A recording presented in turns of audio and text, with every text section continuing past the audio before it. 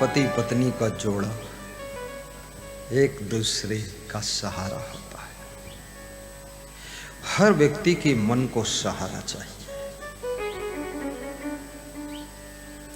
सहारा से सारा संसार चलता है। संतान को अपने माँ बाप का सहारा है। माँ बाप को भी बुढ़ापे में अपनी संतान का सहारा है। नई नई बहू को अपने सास ससुर का भी सहारा है। सास ससुर को वृद्धावस्था में बहू का सहारा है। इसलिए सहारा दो भी और सहारा लो भी। सहारा देना पुण्य है।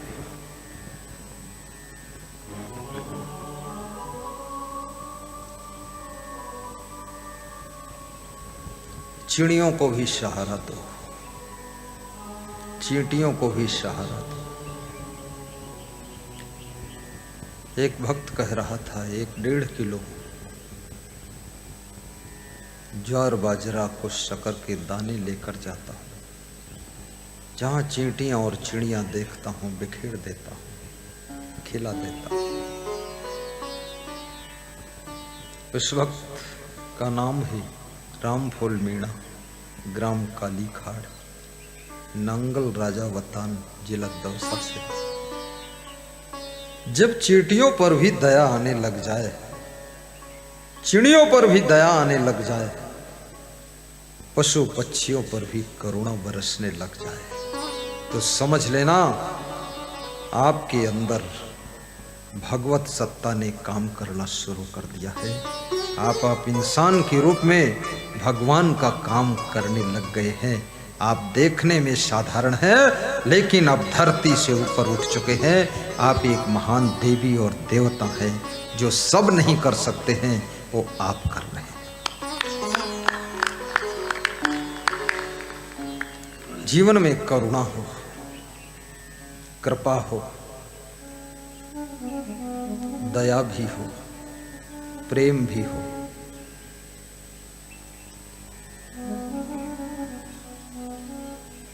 और जीवन में अनुशासन भी हो, संयम नियम भी हो, जीवन स्वर्ग बन जाएगा। आइए, अरब खरब लो द्रव्य हो, उदय अस्त लो राज। मनुष्य के पास में अरबों खरबों धन हो, उसे धन्यवाद। सूर्योदय से लेकर सूर्यास्त तक लंबा राज्य हो। रूस नाम की एक कंट्री है। रूस एक देश है जहाँ के राष्ट्रपति पुतिन है। रूस में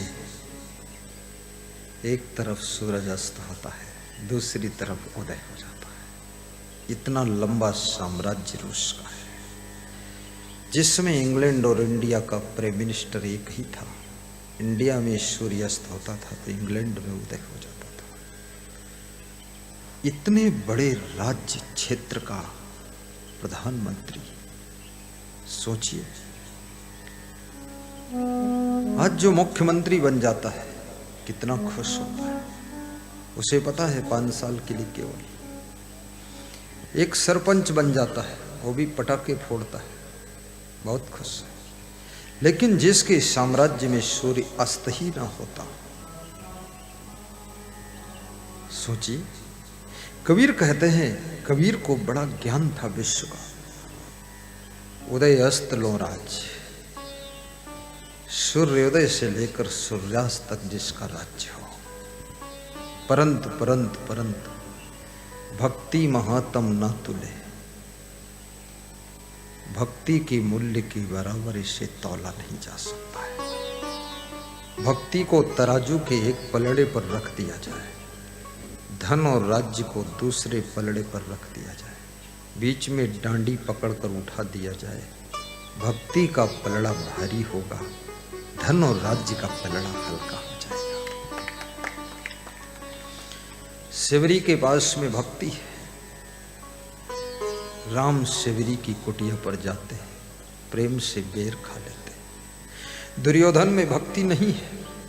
कृष्ण को दुर्योधन बुलाता है, मेवा मिष्ठान रखता है, 56 भोग लगाता है। कृष्ण इनकार कर देते हैं। विदुर की कुटिया में जाकर के रोटी और साग खा लेते हैं। याद रखना, भक्ति भगवान को बस में कर सकती है और संपत्ति भगवान को बस में नहीं कर सकती है। इसलिए भक्ति बड़ी है, संपत्ति छोटी है। संपत्ति छोटी है। संपत्ति से सुविधा मिलती है, भक्ति से शांति मिलती है। परिवार सहित भक्ति करो। हम सेवक परिवार समेता, नाथ न सकुचो आयुष देता। परिवार में पति यदि भक्त है, पत्नी भक्त नहीं है, तो पति की भक्ति को भी पत्नी डिस्टर्ब करती रहेगी। पत्नी भक्त है और पति भक्त नहीं है, तो पति अपनी पत्नी की भक्ति को बिगाड़ता रहेगा। कभी अंडा लाएगा, कभी मछली लाएगा और कभी शराब लाएगा। और जब दोनों भक्त होते हैं तो पति और पत्नी सलाह करते हैं, कहते हैं चलो बांदी कोई के पास में गुरुजी आ रहे हैं, दर्शन करके आते हैं। पत्नी कहती है चलो मैं तैयार हो चुकी हूँ, रोटी बन गई खा लो चलो। जयपुर से पति पत्नी गोविंद मीणा, सुनीता मीणा बच्चों को लेकर चल देते हैं। धीरे धीरे अक्षयपुरी में आकर गुरु का दर्शन करते हैं। यहाँ बैठे हैं छुपे हुए, जरा खड़े हो जाओ, ताली बजा दो उनके।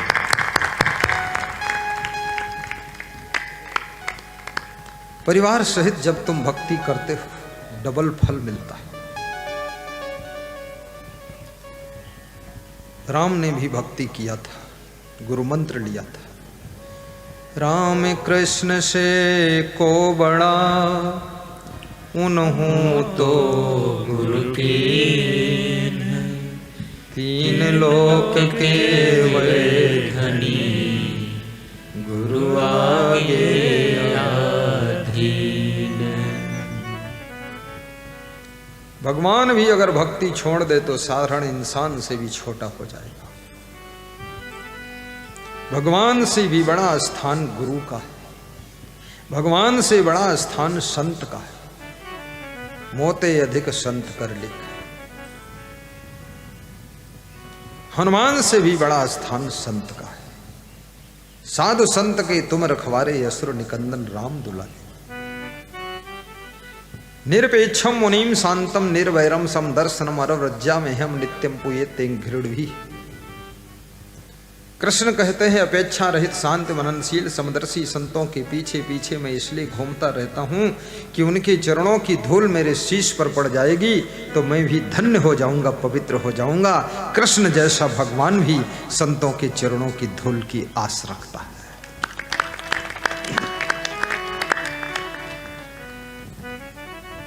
इसलिए जो लोग संत की वेशभूषा में हैं वे लोग कृपया मजबूत संत बने, डावाडोल न रहे, साध्वी को साथ न रखे, विषय भोग का त्याग करे, ब्रह्मचर्य का सही पालन करे, नशा व्यसन न करे, संयम नियम के पथ पर चले, मोह माया में न फंसे। क्योंकि भगवान भी संत को दंडवत करता है। जब वाल्मीकि के आश्रम पर राम जाते हैं ना, दौड़कर दंडवत प्रणाम करते हैं। सोचिए, जहां भगवान भी मस्तक टेक देता है उस चरण का नाम संत का चरण होता है। इसलिए संत को ऐसी जिंदगी बनाना चाहिए कि 12 महीने उसकी जिंदगी में बसंत रहना चाहिए और बुराइयों अवगुणों का अंत होना चाहिए। उसी का नाम संत होना चाहिए। कितने लोग संत बन जाते हैं, गांजा खूब पीते हैं, बीड़ी खूब पीते हैं और स्त्रियों के चक्कर में भी पड़े रहते हैं। मैं उनको देखता हूं तो मुझे दया आती है।